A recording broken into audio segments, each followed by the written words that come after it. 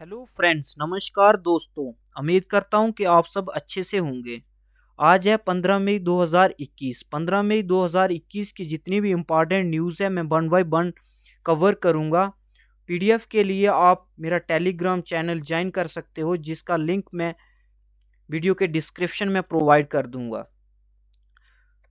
Let's start important news. First news क्या है? Rare Pacific football fish spotted on California Laguna Beach। इसमें ये बोलता है कि कैलिफोर्निया के बीच में क्या हुआ है कि एक फिश पाई गई। एक फिश जो थी वो दिखी। इस फिश की खास बात ये थी कि ये फिश जो है ये शेप में काफ़ी बहुत बड़ी है और ये फुटबॉल की तरह दिखती है, इसलिए इसका नाम पैसिफिक फुटबॉल फिश रखा गया। और इसको दूसरे नाम से भी जाना जाता है। दूसरा नाम क्या है इसका? Monster looking fish. और ये जो फिश है ये 60 सेंटीमीटर इसकी क्या है? लेंथ है। 60 सेंटीमीटर इसकी लेंथ है। और ये जो फिश है ये 3000 फीट की जो गहराई में ये रहती है। तो डीपेस्ट वाटर बॉडीज में रहती है। अगर डीपेस्ट वाटर बॉडी पूरे वर्ल्ड में अगर डीपेस्ट वाटर बॉडीज की बात करें तो वो है मैरीना ट्रंच। मैरीना ट्रंच जो है वो डीपेस्ट वाटर बॉडी है। और ये किस लिए इसमें ज़्यादातर कौन सी एक्टिविटीज़ होती हैं? ज़्यादातर यहाँ पे होते हैं अर्थक्वेक और वाल्किनोज वगैरह जो होते हैं यहाँ पे मैरीना ट्रंच में देखने को मिलते हैं। अगर हम रिंग ऑफ फायर्स, बहुत बार एग्जाम में पूछा जाता है कि रिंग ऑफ फायर कहाँ देखने को मिलता है, तो रिंग ऑफ फायर कहाँ देखने को मिलता है? पैसिफिक ओशंस में। नेक्स्ट है Maharashtra to give a special incentive to oxygen production industries. Maharashtra ने क्या किया? स्पेशल फोकस दिया है जो ऑक्सीजन प्रोड्यूस करती है, उन इंडस्ट्रीज को बढ़ावा देने की कोशिश की है। और महाराष्ट्र सरकार ने क्या किया? महाराष्ट्र सरकार ने मिशन ऑक्सीजन लॉन्च किया है। इस मिशन ऑक्सीजन के थ्रू वो क्या करेंगे? जो ऑक्सीजन की डेफिशिएंसी हो रही है उसको वो इंक्रीज करेंगे और प्रॉपर ऑक्सीजन प्रोवाइड करने की कोशिश करेंगे। इन्होंने टारगेट रखा हुआ है कि वो कितनी 3000 टन जो होगी वो डेली ऑक्सीजन क्या करेंगे? प्रोड्यूस करेंगे। और जिसके लिए महाराष्ट्र सरकार ने क्या किया? 200 करोड़ रुपीस को अनाउंस किया है ताकि इसको यूटिलाइज करके ऑक्सीजन की प्रोडक्शन को इंक्रीज किया जाए।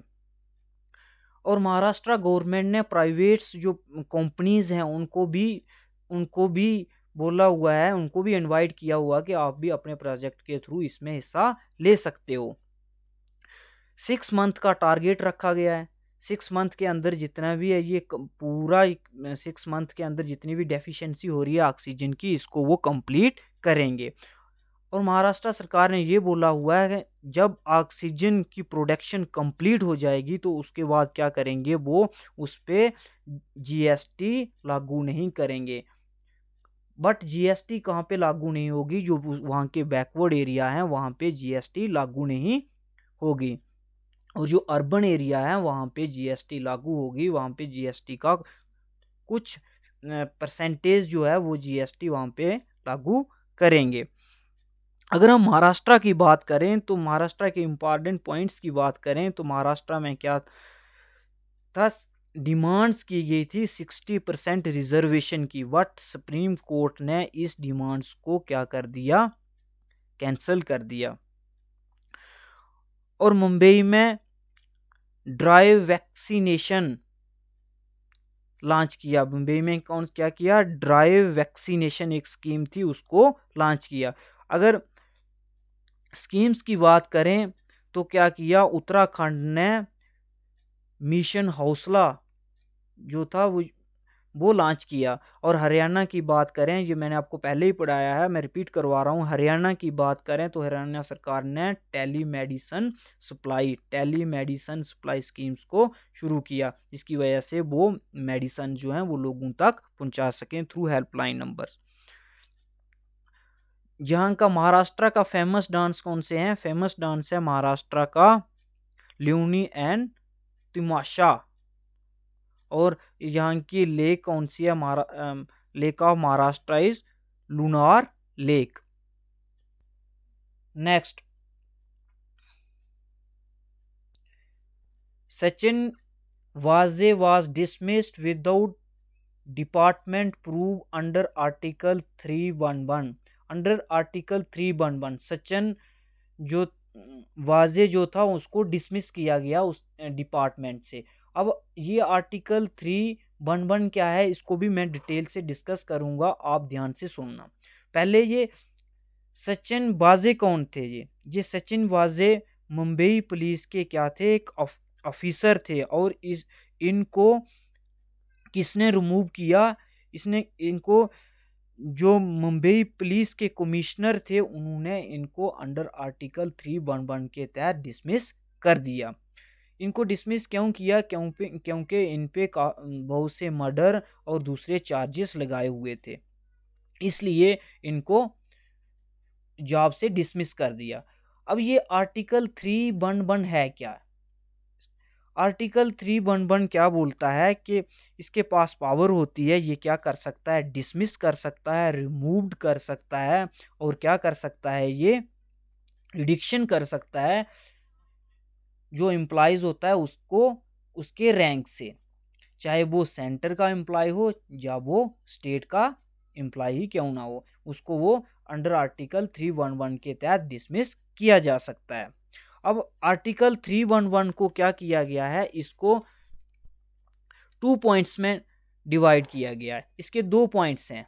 अब पॉइंट्स ध्यान से समझना, इसके पॉइंट कौन कौन से हैं। फर्स्ट पॉइंट्स में ये बोलता है कि इस आर्टिकल के अंदर, आर्टिकल 311 के अंदर, अगर कोई भी गवर्नमेंट एम्प्लॉयड, या वो सेंटर का हो या स्टेट का हो, उसको वही बंदा डिसमिस कर सकता है जिसने इसको अपॉइंट किया हो।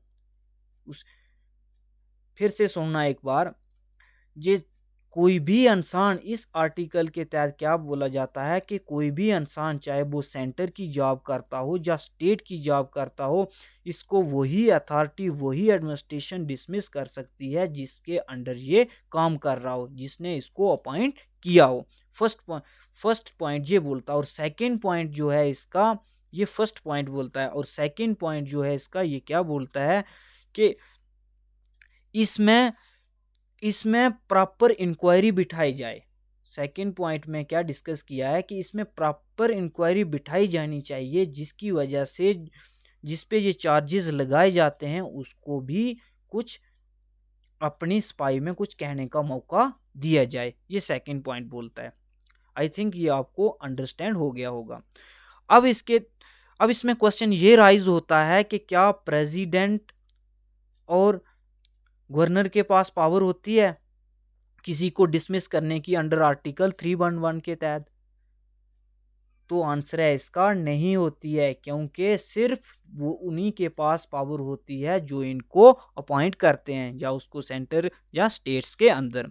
अब ये आर्टिकल, एक और क्वेश्चन राइज होता है कि ये आर्टिकल कहाँ लागू नहीं होता है? तो ये आर्टिकल कहाँ लागू नहीं होता है? ये आर्टिकल डिफेंस फोर्सेस पे लागू नहीं होता है। डिफेंस पे ये आर्टिकल लागू नहीं होता है। आई थिंक यहां तक आपको क्लियर हो गया होगा। नेक्स्ट क्या है? नेक्स्ट है चाइना लॉन्चेस मोर क्लासिफाइड योजन सैटेलाइट्स इनटू ऑर्बिट। तो क्या किया है चाइना ने? रिसेंटली अभी लॉन्च किया है क्या? चैंग-सी 2C रॉकेट। चैंग-सी 2C रॉकेट को चाइना ने अभी लॉन्च किया है। और इन्होंने जो पहले लॉन्च किए हैं सैटेलाइट्स चाइना ने, वो सैटेलाइट्स कौन कौन से हैं? वो सैटेलाइट हैं एक जोजन और एक टेनकी।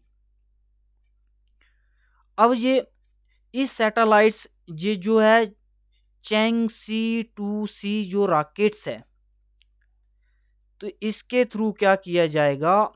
अर्थ और एनवायरनमेंट का सर्वे किया जाएगा। अब इंडिया की बात करें तो इंडिया क्या करेगा? गगनयान टू लॉन्च करेगा। ये कब लॉन्च करेगा? 2022 पे, जो 75th एनिवर्सरी ऑफ इंडिपेंडेंट हम सेलिब्रेट करेंगे तब ये लॉन्च करेगा। और नेक्स्ट मिशन है इंडिया का चंद्रयान 3। अभी ये फिक्स नहीं है। तो रशिया ने क्या किया है? रशिया की बात करें तो इंटरनेशनल स्पेस सेंटर पे पहुंचने स्टेप रखने की बात की है उन्हें। ये कब तक उन्होंने टारगेट रखा हुआ है? 2024 तक। Next, state government of Maharashtra has recently launched the mission Oxygen. Under the mission, the daily production of the state is to be increased dash ton. अब इस क्वेश्चन में क्या बोलता है कि महाराष्ट्र जो सरकार है उन्होंने मिशन ऑक्सीजन लॉन्च किया। इस मिशन ऑक्सीजन के थ्रू वो कितने प्रोडक्शन करेंगे डेली? तो मैंने आपको ऊपर बता दिया, ये 3000 टन। नेक्स्ट क्वेश्चन है question number 2। Who has launch a helpline number for senior citizens who are struggling their essential need to am कोविड-19। अब फर्स्ट क्वेश्चन ये बोल रहा है कि किसने लॉन्च किया है helpline number for senior citizens के लिए? तो ये किसने लॉन्च की हुई है? ये दिल्ली पुलिस ने लॉन्च की है। अब ये एसेंशियल नीड्स क्या होते हैं? ये इंपॉर्टेंट चीज़ें जो हमें daily day by day life में हमें ज़रूरी होती हैं। ये इसके लिए भी क्या किया हुआ है कि जो दिल्ली पुलिस के जो एलजी हैं, लेफ्टिनेंट गवर्नर अनिल बजाज जी जो हैं, अनिल बजाज जी ने इनके लिए क्या शुरू किया है? कोविड बैन शुरू की है। अब ये कोविड बैन क्या है? ये एक बैन है। उस बैन में क्या करेंगे? ये पूरे जो फूड जैसे जो इम्पॉर्टेंट चीज़ें जो हैं वो आगे, फूड आ गया, मेडिसन्स आ गए, मास्क आ गए, ये सारे ये क्या करेंगे? इस बैन में ये भर के लाएंगे और एक जगह पे ये बैन रुकेगी, वहाँ से इसको ये सप्लाई किया जाएगा। और ये जो सीनियर सिटीजनशिप जो स्कीम थी, ये क्या ये जो दिल्ली के सीएम अरविंद केजरीवाल जी ने शुरू की थी। इस स्कीम्स के तहत वो क्या करेंगे? जो ओल्ड पर्सन्स हैं उनको वो मेडिसन्स वगैरह जो थी वो प्रोवाइड करेंगे। और ये स्कीम कहाँ से शुरू हुई है? ये स्कीम ग्रेटर कैलाश से शुरू की गई है। अगर इम्पॉर्टेंट पॉइंट्स की बात करें दिल्ली की, तो दिल्ली में एक आ गया प्लाज्मा बैंक, और डीआरडीओ ने एक हॉस्पिटल बनाया है किसके नेम पे? सरदार वल्लभ भाई पटेल की। और मोस्ट इम्पॉर्टेंट पॉइंट दिल्ली के, most important news, under 69th constitutional amendment act 2021 के तहत इसको चेंज किया गया है। इसमें क्या चेंज किया गया है? जो सीएम्स की पावर हैं वो किसको दी गई है? एलजी को प्रोवाइड की गई है। इस कौन से अमेंडमेंट के तहत? 69th कॉन्स्टिट्यूशनल अमेंडमेंट एक्ट 2021 के तहत।